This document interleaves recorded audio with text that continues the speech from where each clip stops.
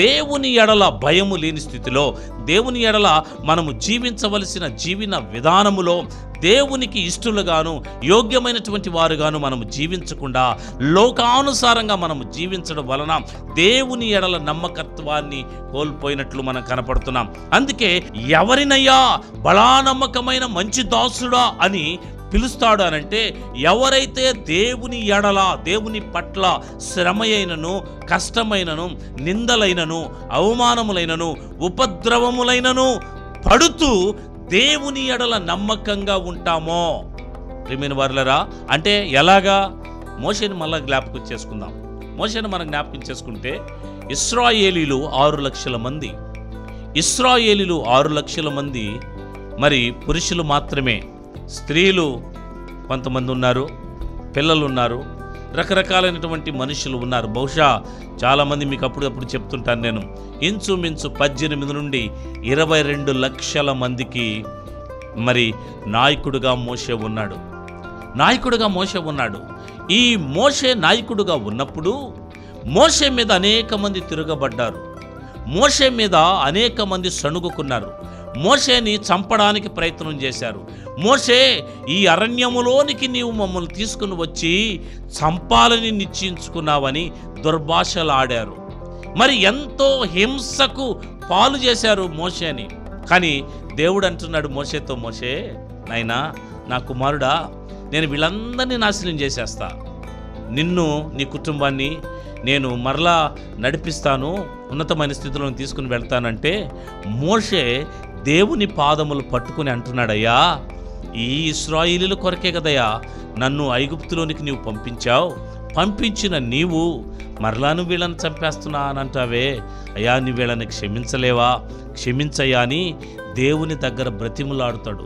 చూడండి ఎంత నమ్మకత్వాన్ని కలిగి, ఏమిటి నాకు ఆధిక్యత ఇస్తానంటున్నాడు, నా కుటుంబాన్ని ఉన్నతంగా ఆశీర్వదిస్తానంటున్నాడు అని తాను పొందుకోవడానికి ఇష్టపడవచ్చు. కానీ అయ్యా, నాకు ఏ పనినైతే నువ్వు నిర్ణయించావో, ఏ పనికైతే నన్ను పంపించావో, ఆ పనిలో ఎన్ని శ్రమలు వచ్చినా, ఎన్ని కష్టాలు వచ్చినా, ఎన్ని బాధలు వచ్చినా, ఎన్ని ఇబ్బందులు వచ్చినా, ఎన్ని ఉపద్రవాలు నన్ను చుట్టుముట్టినా, నా నమ్మకత్వం నీ నుండి విడిచిపెట్టదయ్యా, నేను విడిచిపెట్టను అని మోషే దేవునితో మాట్లాడుతున్నారు.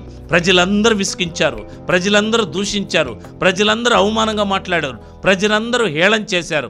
ఎంత చేసినా దేవుని ఇల్లంతటిలో నమ్మకత్వాన్ని కలిగి జీవించినట్లు మోషేను గురించి మనం మాట్లాడగలం. అయితే ప్రియమైనటువంటి దేవుని బిడ్డలారా, ఇక్కడ మన జీవితంలో మనం జ్ఞాపకం చేసుకున్నట్లయితే మనము కూడా నమ్మకత్వాన్ని దేవుని ఎడల కలిగి ఉండాలి కదా. ప్రియమైనటువంటి వారులారా, ప్రభు అయినటువంటి యేసుక్రీస్తు ప్రభు చెప్పేటువంటి మాట ఏంటంటే, నేను నమ్మకమైన దాసుడా అని నిన్ను అనాలి అనంటే భూలోకములో నీవు నమ్మకం కలిగి ఉండాలి. ఈనాడు మన కుటుంబ జీవితాలలో దేని ఎడల మనము నమ్మకత్వాన్ని కలిగి ఉన్నాం? దేవుని పట్ల, మనుషుల పట్ల మనం ఎలా విధంగా నమ్మకత్వాన్ని కలిగి ఉండలేం, కలిగి ఉండడానికి మనం ప్రయత్నించం. కానీ దేవుని విషయంలో ఎంత నమ్మకంగా ఉన్నాం? కొంచెములో నమ్మకంగా ఉండేవాడు అనేకమైనటువంటి వాటిలో కూడా నమ్మకత్వాన్ని కలిగి ఉంటాడని దేవుని యొక్క వాక్యము సెలవిస్తుంది. నమ్మకము అనేది ప్రాముఖ్యమైనటువంటిది. నమ్మకము లేని జీవితం, నమ్మకత్వపు లేని జీవితం వ్యర్థమైనటువంటిది. జ్ఞాపకం చేసుకోండి. స్నేహితుల మధ్య నమ్మకం ఉండాలి, భార్యాభర్తల మధ్య నమ్మకం ఉండాలి, మరి బంధువులకు మధ్య నమ్మకత్వం కలిగి ఒకరికొకరు ప్రేమ కలిగి ఐక్యత కలిగి జీవించాలి. అలాంటి నమ్మకము ఈనాడు కుటుంబ జీవితాలలో లేదు. ఎవరికి స్వార్థం ఎక్కువైపోయింది. ప్రియమైన వారులారా, ఈనాడేమైపోయింది? స్వార్థపూరితమైనటువంటి జీవితాలు ఎక్కువైపోయి స్వార్థపూరితమైన అనుభవంతో మనిషి బ్రతుకుతున్నాడు. క్రైస్తవుడైనా అన్యుడైనా దేవునిని ఎరగని వాడైనా ఏం ఆలోచిస్తున్నాడంటే, ఈ లోకములో ఉన్న వాటి కొరకు పరిగెడుతూ, ఈ లోకములో ఉన్న వాటి కొరకు ఆరాటపడుతూ, ఈ లోకములో ఉన్న వాటిని చూసి అతిశయపడుతూ, దేవుని మీద ఉండవలసిన నమ్మకత్వాన్ని విడిచి లోకస్తుల్లా బ్రతుకుతూ విచ్చలవిడి జీవితాన్ని కోరుకుంటూ వెళుతున్నారు. అలాంటి జీవితము జీవించిన వాడు దేవునికి ఇష్టడుగా ఉండలేడు, దేవునికి అనుకూలమైన వాడుగా ఉండలేడు. కీర్తన గ్రంథములోనికి మనం వచ్చేసరికి కీర్తన గ్రంథములో 27వ కీర్తన 13వ వచనములో కీర్తనకారుడు ఒక మాట రాస్తున్నాడు. సజీవుల దేశమున నేను యెహోవా. సజీవుల దేశం అనేది ఏంది? ప్రియమైనటువంటి వారులారా, ఈ భూలోకము మృతుల దేశం. జ్ఞాపకం చేసుకోండి, ఈ భూలోకము మృతుల దేశము. ఎవరైతే ఈ లోకములో జీవిస్తున్నాడో వాడు మృతుడవ్వవలసినటువంటి వాడే. మృతుల దేశములో మానవుడు బ్రతుకుతున్నాడు. చూడండి, మృతుల దేశం అని నేను ఎలా చెప్తున్నానంటే, ఉదయమున లేచింది మొదలుకొని ఎన్నో మరణాలు ఈ ప్రపంచంలో జరుగుతున్నాయి. మన ఇంటి ప్రక్కన మరణాలు కనపడుతున్నాయి, మన గ్రామంలో మన పట్టణాల్లో మరణాలు కనపడుతున్నాయి, మన దేశంలో మరణాలు కనపడుతున్నాయి, మన చుట్టుపక్క పరిసర ప్రాంతాల్లో మరణాలు కనపడుతున్నాయి, దేశాలలో మరణాలు విజృంభిస్తున్నాయి. అందుకనే ఇది మరణకరమైనటువంటి దేశము. ఈ మరణకరమైనటువంటి దేశములో ఉండి దావీదు మాట్లాడుతున్నాడు. ఏమని మాట్లాడుతున్నాడంటే చూడండి, సజీవుల దేశమున నేను యెహోవా దయను పొందతాననే నమ్మకము నా లేని ఎడల నేను ఏమైపోతాను అంటున్నాడు. అంటే దావీదేమంటున్నాడంటే, రేపొక దినాన ఈ సజీవుల దేశములోనికి, అనగా దేవుని రాజ్యము సజీవులము ఉండేటువంటి దేశం, అది మృతుల రాజ్యం కాదండి. అక్కడ నిరంతరము జీవించేటువంటి రాజ్యం ఒకటి ఉంది. ఆ రాజ్యములో నేను ఉంటాను నమ్మకం. ఏమంటున్నాడు? నేను సజీవుల దేశమున నేను యెహోవా దయ అంట. దేవుని దయ అంట. మనం దేవుని రాజ్యంలో ఉండాలి అంటే దేవుని దయ మన మీద ఉండాలి అంట. దేవుని కృప మన మీద ఉండాలంట. దేవుని కనికరం మన మీద ఉండాలంట. ఆ దేవుని కనికరము, దేవుని దయ మన మీద ఉండాలి అనంటే దేవుని దృష్టిలో మనము నమ్మకమైనటువంటి వారుగా ఉండాలి అనేది మనం జ్ఞాపకం చేసుకోండి. ఇక్కడ 27వ ఆ కీర్తనలు అంటాడు, యెహోవా దయను పొందునన్న నమ్మకము నాకు లేని ఎడల. అంటే ఎవరి మీద నమ్మకం ఉండాలి? దేవునికి మన మీద నమ్మకం ఉండాలి, మనకు దేవుని మీద నమ్మకం ఉండాలి. ఏమని? నేను ఒకవేళ ఈ లోకములో నుండి నేను విడిచిపెట్టబడితే ఎక్కడికి వెళతాను?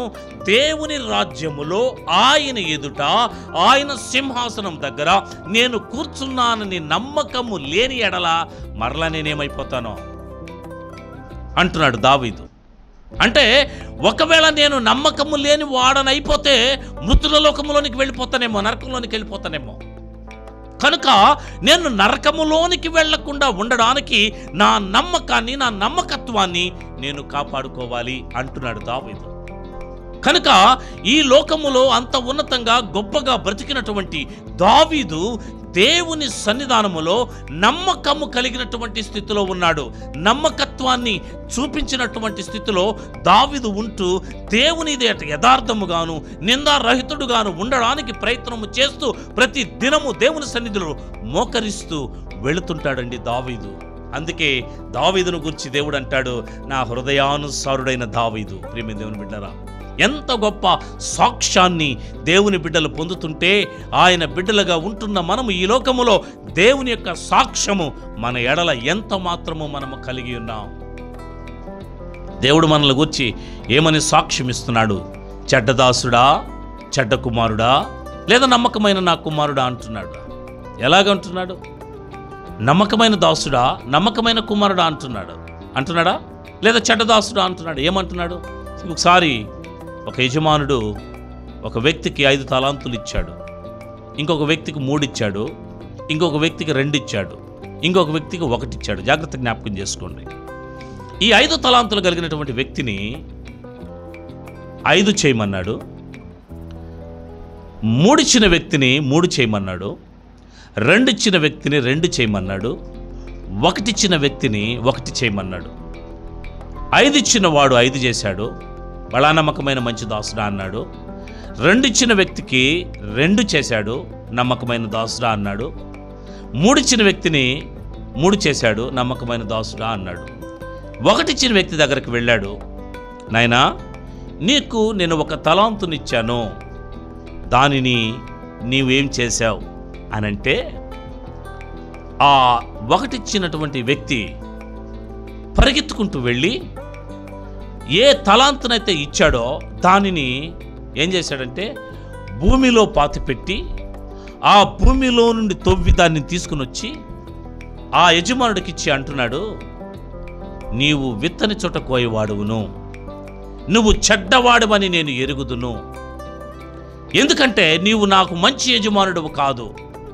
కనుక నీది నీకే తిరిగిచ్చేస్తున్నాను అని ఆయనకు తిరిగి ఇవ్వడం ప్రారంభించాడు.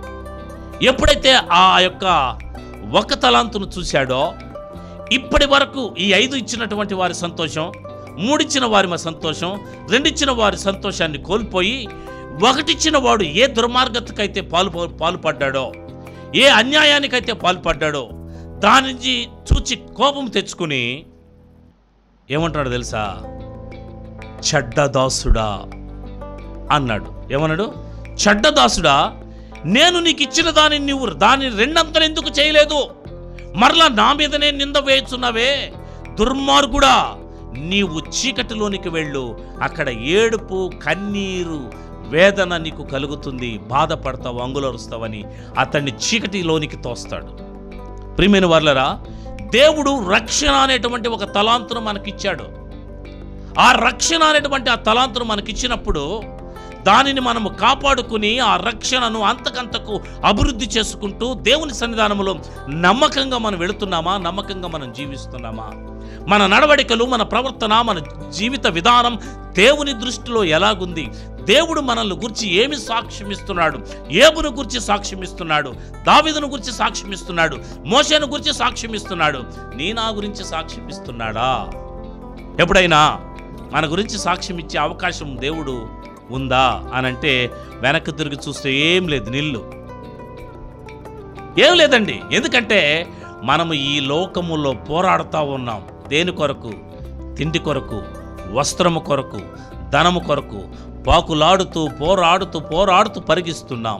దీని వలన మనం ఏమి సంపాదించుకుంటున్నామంటే అటు దేవునికి దూరం అయిపోయి, ఇటు లోకములో చెడిపోయి, లోకములో ఆశలకు లోనైపోయి మనం అటు ఇటు కాని స్థితిలో మధ్యలో నిలబడిపోయి ఎదురు చూస్తున్నాం, నాకు సహాయం ఎక్కడి నుండి వచ్చునని. ప్రియమైన వారలారా, దేవుని యందు నమ్మకముగా ఉన్నవాడు, దేవుని యందు నమ్మకముతో జీవించేవాడు, అతడు అనేక వాటి మీద అధికారాన్ని పొందుకుంటాడు. బైబిల్ గ్రంథంలో మనం చూస్తే ప్రతి దినము దేవుని సన్నిధానములో పాపములను కడుగుకుంటూ తను తాను పవిత్రపరుచుకుంటూ దేవుని దృష్టిలో యథార్థముగాను నమ్మకముగా జీవించినటువంటి దేవుని బిడ్డలు, దేవుని సేవకులు అనేక మంది ఉన్నారు. వారు ఎందుకయ్యా ఆశీర్వదించబడ్డారు? వారు ఎందుకయ్యా దీవించబడ్డారంటే దేవుని నమ్మకాన్ని వాళ్ళు ఎప్పుడు వమ్ము చేయలేదు. దేవుని యొక్క నమ్మకాన్ని ఎవ్వరు బొమ్ము చేయనటువంటి స్థితిలోనికి వచ్చిన వారు ఎవరు లేరు. అందుకనే దేవుడు వారిని గురించి సాక్ష్యం ఇస్తున్నాడు. ప్రియమైన వారలారా, అయితే చివరిగా మనం చూస్తే ప్రభు అయినటువంటి యేసుక్రీస్తు ప్రభు కూడా ఈ లోకములోనికి వచ్చాడు.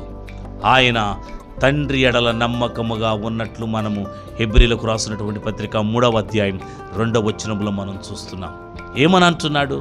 ఈయన కూడా మోషే ఏ విధముగా ఇళ్ళంతటిలో నమ్మకమైన వాని వలె ఉన్నాడో అదే విధముగా ప్రభు అయినటువంటి యేసుక్రీస్తు ప్రభు శిలువ మరణము వరకు ఆయన నమ్మకముగా ఉండెను, నమ్మకత్వము కలిగి జీవించెను, నమ్మకమైనటువంటి స్థితిలో ఉండెను అని మరి అపోస్తలుడైనటువంటి పౌలు రాస్తున్నాడు.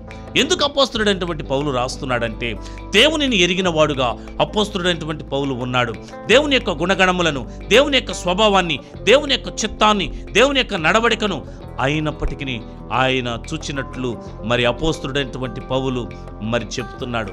దేవునిని ఎంతగా ఎరిగాడో, దేవుని పట్ల ఎంత నమ్మకాన్ని కలిగాడో, ఎన్ని శ్రమలు వచ్చినా, ఎన్ని బాధలు వచ్చినా అపోస్తలుడు పైన పౌలు ఏ విధముగా క్రీస్తు ఎడల నమ్మకము కలిగి సమస్తాన్ని ఈ లోకములో ఉన్న వాటిని పెంటగా ఎంచుకుని ఇవి నాకు వద్దని నిశ్చయించుకుని దేవుని పట్ల, సువార్త పట్ల నమ్మకంగా జీవించాడో అదే జీవితాన్ని మనం జ్ఞాపకం చేసుకున్నట్లయితే ప్రభు అయిన యేసుక్రీస్తు ప్రభు కూడా తన్ను తాను తగ్గించుకుని రిక్తుడుగా మార్చబడి దేవుని ఎడల, తండ్రి ఎడల నమ్మకత్వాన్ని కనపరుచుకుంటూ తండ్రి దగ్గరికి వెళ్ళి అడుగుతున్నాడు, తండ్రి నీ చిత్తమైతే ఈ గిన్నె నా యొద్ద నుండి తొలగించు.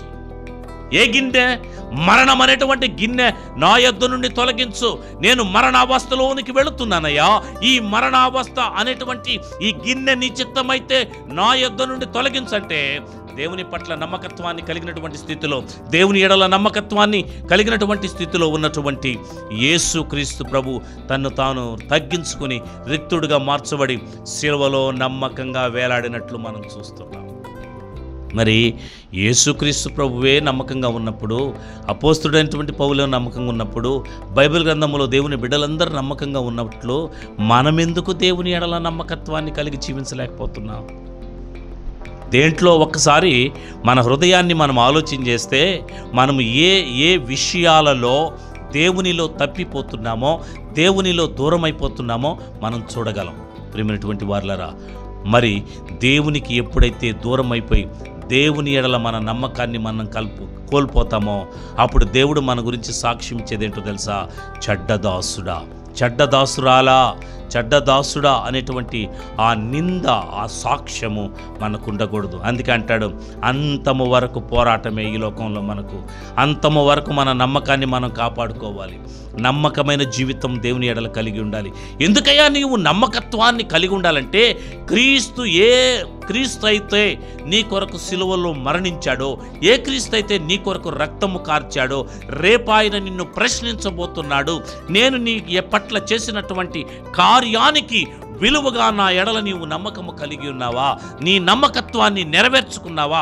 నీ నమ్మకాన్ని నా ఎడల చూపించావా అని అడిగినప్పుడు సాక్ష్యం ఇవ్వడానికి గుండె ధైర్యముతో ఆయన ఎదుట నిలబడేటువంటి స్థితిలో మనం ఉండాలని ప్రభు పేరట మనవి చేస్తున్నాను. ప్రియమైన దేవుని బిడ్డలారా, అందుకే మోషేను గురించి అంటాడు, మోషే నా ఇల్లంతటిలో నమ్మకమైన వాడు. ఎందుకు నమ్మకత్వాన్ని సంపాదించుకున్నాడంటే, మరణము వరకు కూడా మోషే దేవునికెట్టి పరిస్థితుల్లో మరి వ్యతిరేకపు దిశలోనికి రాలేదు, నమ్మకాన్ని విడిచిపెట్టలేదు. ఎన్నో ప్రలోభాలకి మోషేను లోపరిచారు, ఎన్నో నిందలు వేశారు, ఎన్నో అవమానంగా అడిగారు. అయినప్పటికీ దేవుని బిడ్డల పట్ల నమ్మకత్వాన్ని కలిగి జీవించాడు. దేవుని పట్ల నమ్మకత్వాన్ని ఏ దినమైతే హోరేబు పర్వతం మీద దేవుడు మోషేతో మాట్లాడాడో, ఏ దినమునైతే దేవుని కొరకు నేను బ్రతకాలని నిశ్చయించుకున్నాడో, ఆ దినము నుండి తన జీవితంలో నమ్మకమే జీవితంగా బ్రతికాడు. దేవుని యొక్క సాక్ష్యాన్ని పొందాడు. అంత సాక్ష్యాన్ని ఈనాడు మన జీవితంలో మనం పొందగలుగుతున్నామా? చిన్న చిన్న తప్పిదాలకు జారిపోతున్నాం, చిన్న చిన్న ఇబ్బందులకు జారిపోతున్నాం, చిన్న చిన్న అవసరతలకు నమ్మకత్వాన్ని కోల్పోతున్నాం. చిన్న చిన్న అవసరతలకు మనము మన నమ్మకాన్ని కోల్పోయి దేవునికి దూరం అయిపోయేటువంటి స్థితిలో ఉన్నాం. కనుక అలాంటి స్థితిలో మనం ఉండకుండా దేవుని దృష్టిలో నమ్మకమైనటువంటి వారుగా ఉండాలని ప్రభు పేరట మనవి చేస్తూ ముగిస్తున్నాను.